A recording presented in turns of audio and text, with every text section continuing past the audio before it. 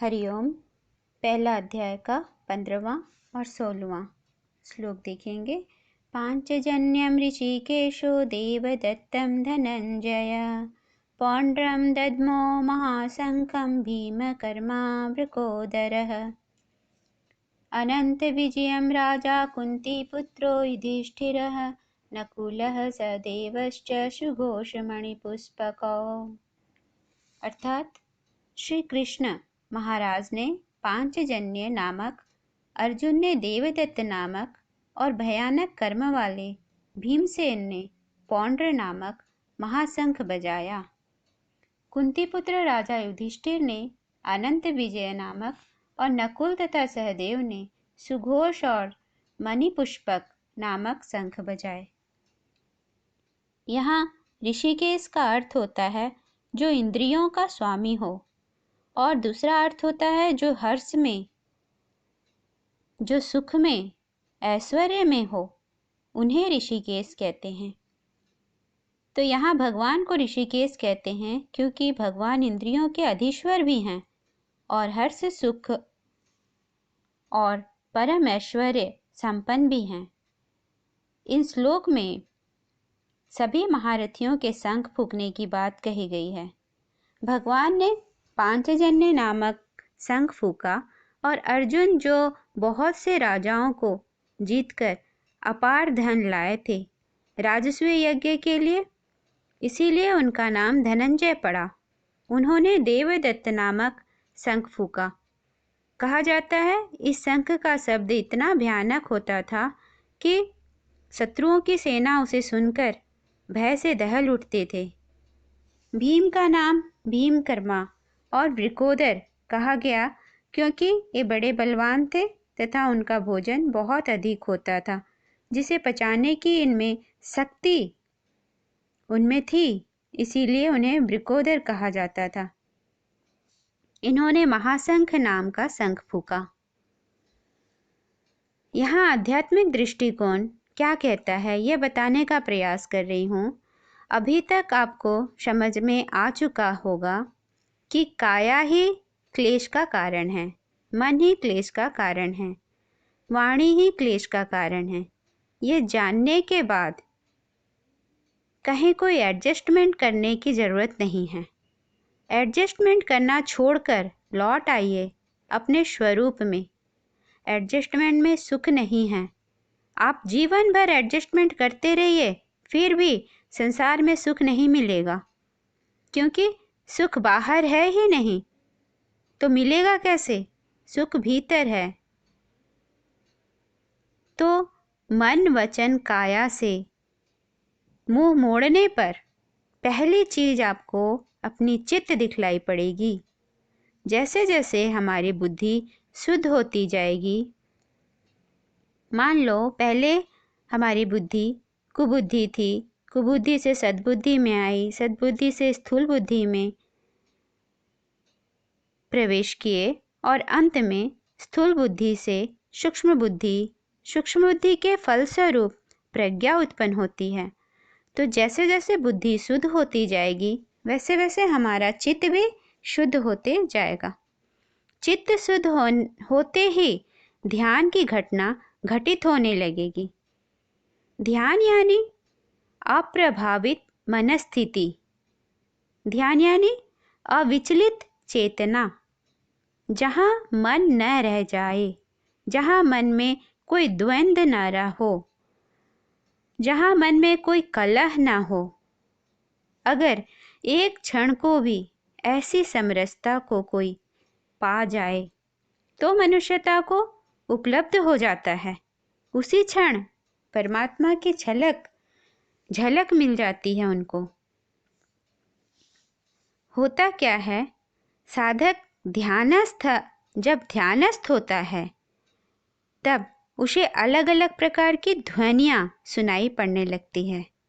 भगवान के द्वारा फूंका पांचजन्य शंख तो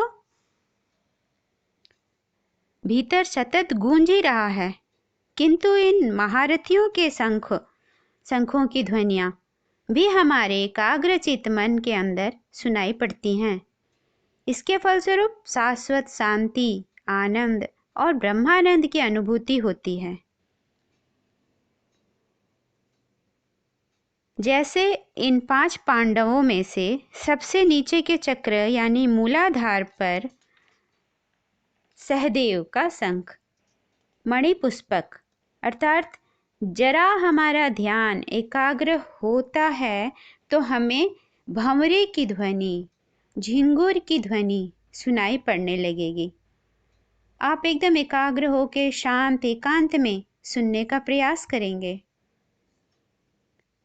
आपको सबसे पहले झिंगुर की ध्वनि सुनाई पड़ेगी और समर्पण का गुण विकसित होने लगेगा हमारे अंदर। जो साधक क्रिया योग नहीं कर सकते लेकिन भक्ति योग, कर्म योग, ज्ञान योग के माध्यम से भी अगर वो अपने गुणों का विकास करते हैं तो ये नाना प्रकार की ध्वनियाँ भीतर गूंजेंगी ही। भले साधक को सुनाई न पड़े तो भी ये ध्वनियाँ स्वाभाविक ही गूंजती रहती हैं हमारे स्वयं के गुणों के कारण। वो तो हम साधकों के अंदर ये लक्षण होता है कि वो सुनते हैं इन ध्वनियों को और आनंद में भर उठते हैं। स्वादिष्ठान चक्र पर नकुल का शंख सुघोष यानी बंसी की ध्वनि सुनाई पड़ने का अनुभव होगा। मणिपुर चक्र पर अर्जुन का शंख देवदत्त यानी वीणा की ध्वनि सुनाई पड़ने लगेगी। अनाहत चक्र पर भीम का शंख पौंड्र यानी घंटे की ध्वनि सुनाई पड़ेगी। जब हम इस देह रूपी मंदिर के अंदर जाते हैं, प्रवेश करते हैं, तो सबसे ऊपर सीढ़ियों के खत्म होते ही जब मुख्य द्वार पर पहुंचते हैं, नीचे से मूलाधार से होते हुए स्वादिष्ठान, मणिपुर, अनाहत जैसे पहुंचते हैं तो मुख्य द्वार पर तब हमें घंटी की ध्वनि सुनाई पड़ती है। जब हम अनाहत पर पहुंच जाते हैं तब अनुभव होता है मैं ईश्वर का ही हूँ, ईश्वर से अलग कुछ है ही नहीं, तो मैं भी नहीं रहा का अनुभव होता है। विशुद्धाख्या चक्र पर युधिष्ठिर का शंख अनंत विजय यानी समुद्र के गर्जन की ध्वनि या आकाश में बहती हवा की ध्वनि सुनाई पड़ेगी। जगत के सारे भेदों को मंदिरों की सीढ़ियों पर छोड़कर अब ईश्वर से मिलन की अंतिम घटना घटती है, तब युधिष्ठिर का शंख अनंत विजय विशुद्धाख्या चक्र पर गूंजती है। तब जब अनंत के साथ हमारा एकाकार हो जाए तब समुद्र के गर्जन की ध्वनि या आकाश में बहती हवा चलने की ध्वनि सुनाई पड़ती है, क्योंकि समुद्र और आकाश दोनों ही अनंत हैं। साधक के अंदर जितना अधिक गुण विकास होंगे, जैसे विचारशीलता के गुण, साहस के गुण, निष्कामता के गुण, शरणागति, समर्पण, स्वीकार्य भाव और विश्वास जितना अधिक बढ़ेगा, उनके अंदर उतना ही शांति उपलब्ध होगी। और जितनी शांति बढ़ेगी, ध्वनियाँ उतनी अधिक तीव्र और स्पष्ट भी होंगी। ये ध्वनियाँ अनहद ध्वनि हैं जो सतत प्रवाहित होती रहती हैं। यहाँ आचरण, पुरुषार्थ भी जरूरी है, अनुभव भी जरूरी है। आचरण के स्तर से 2 कदम चलेंगे तो अनुभव भी कुछ आगे बढ़ेगा। ये दोनों साथ साथ चलते हैं। जैसे ही हम अंतर की यात्रा पर चलते हैं तो हमें इन ध्वनियों का परिचय प्राप्त होता है और तभी समझना चाहिए कि वास्तविक समाधि घट रही है। उसके पहले नहीं, उसके पहले तो केवल शारीरिक स्थिरता थी, बस मानसिक और बौद्धिक स्थिरता नहीं हुई थी, क्योंकि मानसिक और बौद्धिक पवित्रता नहीं हुई थी। अभी तो अहंकार टूटा ही नहीं था। वैसे कहा जाता है कि बंद आंखों में ज़्यादा विचार उठते हैं खुली आंखों से, तो बात तो सही है, किंतु फिर भी आंखों को अर्धोन्मिलित, अर्ध खुली हुई या बंद ही रखने को कहा जाता है ध्यान के समय, क्योंकि कहीं ना कहीं हमें उस स्थिति को साधना है जहां हमें अपने भीतर रही इन ध्वनियों को पकड़ना है, उन ध्वनियों की अनुभूति करनी है। 17वां और 18वां श्लोक देखेंगे। कास्यश्च परमेश्वासः शिखण्डी च महारथ दृष्टद्युम्नो विराटश्च शात्यकिश्चापराजितः द्रुपदो द्रौपद्याश्च सर्वश पृथ्वीपते सौभद्रश्च महाबाहु शंखान् दद्मो पृथक पृथक। अर्थात श्रेष्ठ धनुष वाले काशीराज और महारथी शिखंडी एवं धृष्टद्युम्न तथा राजा विराट और अजय सात्यकी, राजा द्रुपद एवं द्रौपदी के 5 पुत्र और बड़ी भुजा वाले सुभद्रा पुत्र अभिमन्यु, इन सभी ने हे राजन सब ओर से अलग अलग शंख बजाए। यहाँ समझ में आता है कि पिछले श्लोक में जो 5 प्रकार के शंख बजते ही साथ में सभी श्रेष्ठ महारथियों के शंख बज उठते हैं। उनमें से सबसे पहले काशीराज, जिनका अर्थ 4थे श्लोक में बता चुकी हूँ। फिर भी किस किस तरह से हमारे गुणों के अंदर विकास प्रारंभ हो जाता है उसे देखेंगे आप। काशीराज हमारे प्रौढ़ बुद्धि का प्रतीक थे। हमारी बुद्धि समझदार होती जाती है, परिपक्व प्रौढ़ होती जाती है, तो संसार में असारता दिखने लगती है। साधक के अंदर इच्छाओं कामनाओं के पीछे वह नहीं भागता, सत्य असत्य का बोध हो जाता है। दूसरे शिखंडी यानी भक्ति प्रगाढ़ होने लगती है साधक के अंदर। तीसरा गुण आता है धृष्टद्युम्न यानी साधक के अंदर दृढ़ संकल्प शक्ति उपस्थित है। चौथा गुण होता है राजा विराट, जिन्हें स्वरूप की प्राप्ति बताया गया। जब साधक को स्वरूप की प्राप्ति हो जाती है, जहां एक बार इसका अनुभव हुआ स्वरूप की, तो सदा इसकी प्रतीति साधक के भीतर चलते रहती है।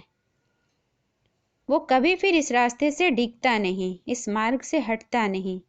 और 5वें गुण सात्यकी यानी श्रद्धा, श्रद्धा का गुण।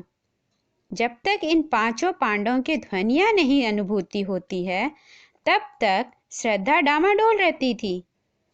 श्रद्धा की स्थिति डामाडोल रहती थी पहले, किंतु जब ध्वनियों के साथ गुण विकास होते गए, तब वही श्रद्धा दृढ़ हो जाती है।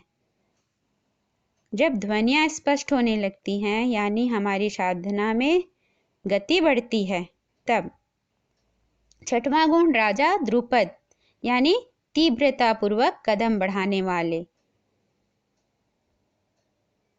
इस ध्यान की यात्रा में एक बार ईश्वर की झलक प्राप्त हो जाए, फिर तो और तीव्रता से कदम बढ़ेंगे और तड़प अधिक बढ़ जाती है। वो तो दिन दूना और रात चौगुना तरक्की करने लगता है। आगे द्रौपदी के 5 पुत्रों ने शंख फूंका। पहला प्रतिबिंध्य था, युधिष्ठिर का पुत्र। उसका गुण विकसित हो जाता है हमारे अंदर, कब कहाँ कैसे बोलना है, क्योंकि वो विशुद्धाख्य चक्र पर रहते हैं। तो बोलने की बात है, कितना बोलना है, क्या बोलना है, कब बोलना चाहिए, आदि आदि। दूसरा शुद्धसोम, भीम का पुत्र, यानी साधक के अंदर में आहार का संयम होने लगता है, कितना क्या खाना, कब खाना आदि। और तीसरा है श्रुतकर्मा, अर्जुन का पुत्र, यानी साधक के अंदर विचार की गहनता, विचारों की मंथन करने की गुण प्रकटने लगते हैं। चौथा शतानिक, नकुल का पुत्र, परिग्रह का संयम करता है। 5वां है श्रुतसेन, सहदेव का पुत्र, यानी भोग विलास और भय की वृत्ति टूटती है उसकी हमारे अंदर। जो भय की संज्ञा थी उसे वो टूट जाती है, और बड़ी भुजा वाले सुभद्रा पुत्र अभिमन्यु जो इंद्रिय संयम सिखाते हैं साधक को। तो जैसे जैसे साधना में आगे बढ़ेंगे वैसे वैसे सारे के सारे गुण खुद ब खुद प्रकट होने लगेंगे। बहुत ज़्यादा कठिन नहीं है, श्रद्धा और विश्वास के साथ कूद पड़िए इस अध्यात्म मार्ग में। बस एक छलांग लगाने की देरी है। नर से नारायण बनना है, और यही श्री कृष्ण की आज्ञा भी है। हरि ओम।